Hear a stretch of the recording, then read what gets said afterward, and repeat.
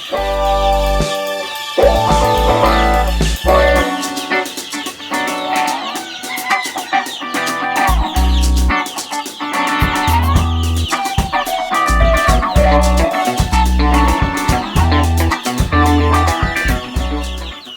Rhode Island red जो breed है, ये ब्रीड है अमेरिकन ब्रीड है और ये स्टेट बर्ड है रोड आइलैंड का।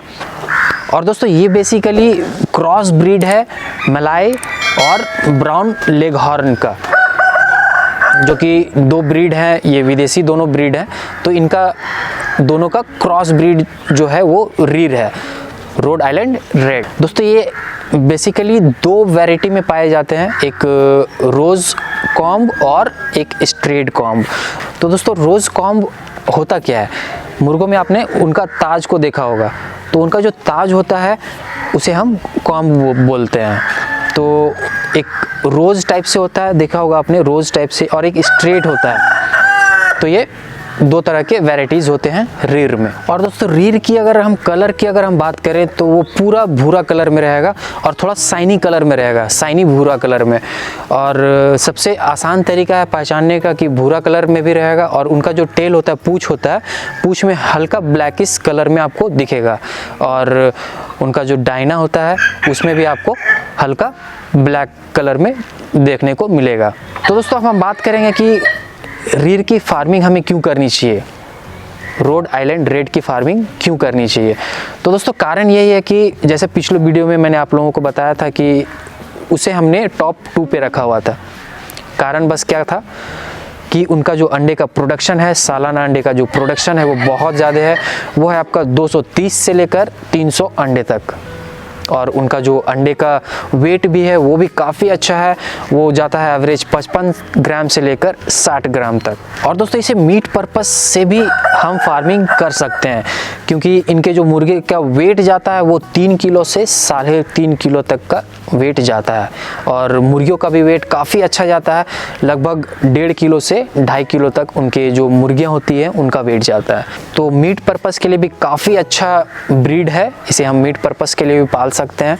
दोस्तों अगर आप अंडे के पर्पस से अगर फार्मिंग कर रहे हो रीर का, तो बेस्ट रहेगा कि आप फ्री रेंज फार्मिंग करो, क्योंकि फ्री रेंज में आपका जो फीड कॉस्ट है वो बहुत लो हो जाएगा।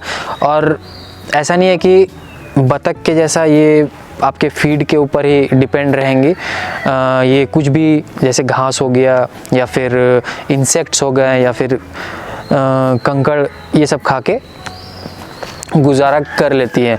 आप अगर इन्हें फीड एक दिन के लिए नहीं भी दोगे तो चलेगा, बट ऐसा हमें नहीं करना है, क्योंकि विदाउट फीड उनका जो एग प्रोडक्शन है वो आपका लो हो जाएगा। ऐसे विदाउट फीड आप चरा के रख लोगे उन्हें, बट उनका जो एग प्रोडक्शन जो है वो आपका लो हो जाएगा। तो बेटर है कि आप फीड देते रहिएगा। तो फ्री रेंज फार्मिंग करना सबसे बेस्ट रहेगा इस ब्रीड का, अगर आप एग प्रोडक्शन के लिए फार्मिंग कर रहे हो। दोस्तों अगर आप एग प्रोडक्शन के लिए अगर फार्मिंग कर रहे हो तो मुर्गियों को आपको 2.5 साल तक रखना पड़ता है, और 2.5 साल तक मुर्गियों को रखना बहुत मुश्किल काम है। अगर वैक्सीनेशन आप प्रॉपरली नहीं करते हो तो बहुत मुश्किल है, क्योंकि मुर्गियों में बीमारी जो आती है वो ज़्यादा आती है, तो इसलिए वैक्सीनेशन कराना बहुत ज़रूरी होता है। तो दोस्तों वैक्सीनेशन का पूरा डिटेल मैंने पिछले वीडियोस में मैंने दिया हुआ है, वैक्सीनेशन का अलग से भी वीडियो में मैंने अलग से बनाया हुआ है। और अभी फ़िलहाल में ही मैंने अपने चिक्स को और बड़े मुर्गियों को वैक्सीनेशन दिया हुआ था, तो उसमें सारा शेड्यूल मैंने बताया हुआ है कि कौन कौन से वैक्सीन्स कब कब देते हैं। लेकिन फ्रेंड्स उसमें थोड़ा सा एक चेंज फ्रेंड्स यही आता है कि हम इसमें बूस्टर डोज देते हैं। और बूस्टर डोज क्या होता है, जो भी वैक्सीन हम रिपीट करते हैं, मान लीजिए हम लासोटा दे रहे हैं या फिर गोम्बोरो दे रहे हैं, तो उसको जब रिपीट करते हैं हम तो उसको बोलते हैं बूस्टर डोज। तो दोस्तों फ़र्क बस यही है कि हम बूस्टर डोज इंक्लूड करते हैं इसमें, बाकी जो शेड्यूल्ड है वो सेम शेड्यूल्ड है। तो दोस्तों फिर से मैं पूरा शेड्यूल्ड वैक्सीनेशन का मैं आपको बता दूं, क्योंकि बहुत सारे हमारे न्यू व्यूअर्स होंगे, उनके लिए बहुत ज़रूरी है। तो दोस्तों सबसे पहला हम डोज देते हैं B1 स्ट्रेन लासोटा का, वो हम देते हैं 7वें दिन पे। आप 2 दिन से 7 दिन तक किसी भी दिन पे आप दे सकते हो ये वैक्सीन। और दूसरा देते हैं हम 14वें दिन पे देते हैं गोम्बोरो का, और फिर तीसरा हम देते हैं 21वें दिन पे ये होता है बूस्टर डोज होता है, लासोटा का होता है बूस्टर डोज। और फिर हम चौथा देते हैं 28वें दिन पे, जो कि हमारा होता है गोम्बोरो का बूस्टर डोज। क्योंकि हम उसको रिपीट कर रहे हैं इसलिए हम इसको बोलते हैं बूस्टर डोज। पांचवा हम देते हैं 3 महीने पे, जो कि होता है R2B। और छठे पे हम देते हैं R2B, वो भी हम रिपीट करते हैं इसलिए जो छठा महीने पे हम देते हैं वो भी हम बूस्टर डोज देते हैं R2B का। तो दोस्तों ये सारा शेड्यूल्ड है पूरा वैक्सीनेशन का कि आप कैसे वैक्सीनेट करें। दोस्तों वैक्सीनेशन बहुत ज़रूरी है लेयर फार्मिंग के लिए, क्योंकि आपको 2.5 साल तक मुर्गियों को रखना पड़ता है। क्योंकि 2.5 साल तक मुर्गियों का जो अंडे का प्रोडक्शन होता है वो काफ़ी अच्छा होता है, और उसके बाद ही आप उसे सेल करते हो। तो वैक्सीनेशन बहुत ज़रूरी है। तो इस तरह से पूरा शेड्यूल्ड था आपके पास वैक्सीनेशन का। और हम फ्रेंड्स, जिस किसी भाई को रोड आइलैंड रेड ब्रीड से फार्मिंग स्टार्ट करना है तो मुझसे कांटेक्ट कर सकते हैं। नंबर स्क्रीन पे दिया हुआ है, आप मुझे कॉल कर सकते हो। एक जेन्युइन प्राइस में आपको मिलेगा। और क्या होता है फ्रेंड्स कि हैचरी से आप मंगाते हो, हैचरी वाले आपको दे देते हैं, बट क्या होता है कि कुछ भी नॉलेज आपको वो नहीं देंगे, कुछ भी चीज़ आपको नहीं बताएंगे। क्योंकि हैचरी वालों का क्या होता है कि फ्रेंड्स वो मार्केट से अंडे उठाते हैं, ओके, फार्म से अंडे उठाते हैं, हैच किया, आपको दे दिया। उनको नॉलेज नहीं होता है कैसे उसका फार्मिंग करे, क्या करे, क्या नहीं करे।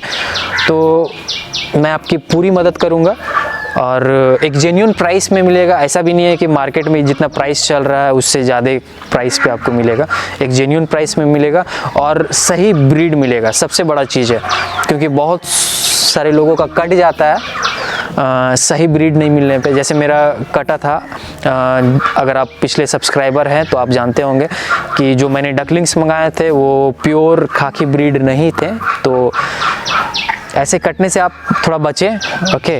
और कोशिश करें कि एक जेन्युइन जगह से जेन्युइन चीज़ लेने का, ताकि आपका कटे नहीं।